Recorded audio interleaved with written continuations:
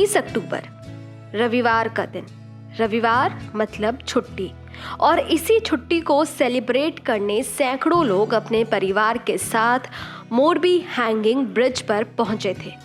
लेकिन उन्हें क्या पता था, वो उनके जीवन का आखिरी संडे साबित होगा।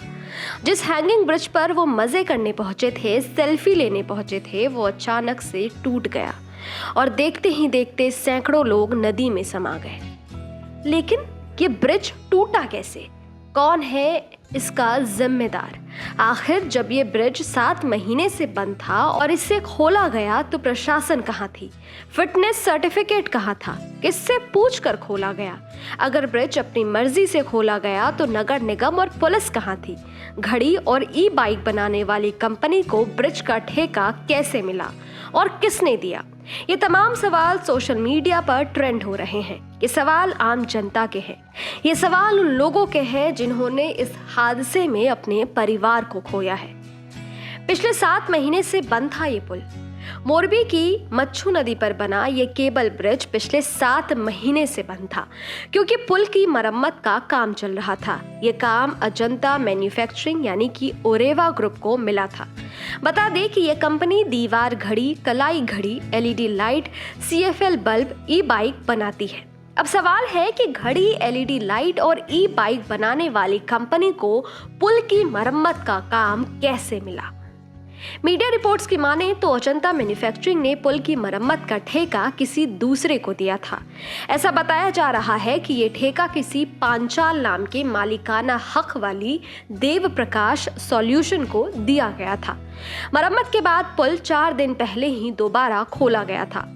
अब 30 अक्टूबर के दिन दिवाली के बाद पहला रविवार होने की वजह से पुल पर भीड़ जमा हो गई और ये पुल टूट गया। हादसा कैसे हुआ, इसकी जांच अब एसआईटी कर रही है। अब थोड़ा अजंता कंपनी के इतिहास को जान लेते हैं, जिन्हें पुल के मरम्मत का ठेका मिला था। साल 1971 में उधावजी पटेल ने 1 लाख रुपए की लागत से मोरबी में अजंता कंपनी की शुरुआत की थी। अजंता कंपनी शुरू में सिर्फ दीवार घड़ी बनाती थी। महज 1 लाख रुपए से शुरू हुई इस कंपनी का सालाना टर्नओवर 1000 करोड़ रुपए से ज्यादा है। दीवार घड़ी बनाने के अलावा कंपनी अब होम अप्लायंसेस, इलेक्ट्रॉनिक अप्लायंसेस और ई बाइक भी बनाती है। अहमदाबाद में कंपनी का हेडक्वार्टर है, जिसे ओरेवा हाउस कहा जाता है। गुजरात के कच्छ जिले के समाखियाली में कंपनी का देश का सबसे बड़ा मैन्युफैक्चरिंग प्लांट है। ये प्लांट 200 एकड़ से ज्यादा के इलाके में बना हुआ है। इस कंपनी की शुरुआत करने वाले उधावजी पटेल को दीवार घड़ियों का जनक भी कहा जाता है। 18 अक्टूबर 2012 को 87 साल की उम्र में उनका निधन हो गया था। उधावजी पटेल के बाद उनके बेटे जयसुख पटेल अजंता मैन्युफैक्चरिंग यानी कि ओरेवा ग्रुप के मैनेजिंग डायरेक्टर बन गए थे। जयसुख पटेल के बेटे चिंतन पटेल इस ग्रुप के डायरेक्टर हैं। अब सवाल है कि घड़ी बनाने वाली कंपनी को ये ठेका मिला कैसे, दिया किसने? रिपोर्ट्स की माने तो ऐसा दूसरी बार हुआ है जब ओरेवा कंपनी को मोरबी पुल का कॉन्ट्रैक्ट मिला है। मोरबी नगर पालिका के चीफ ऑफिसर संदीप सिंह झाला के अनुसार साल 2008 में पुल का कॉन्ट्रैक्ट दिया गया था। यह कॉन्ट्रैक्ट 10 साल यानी कि 2018 तक था।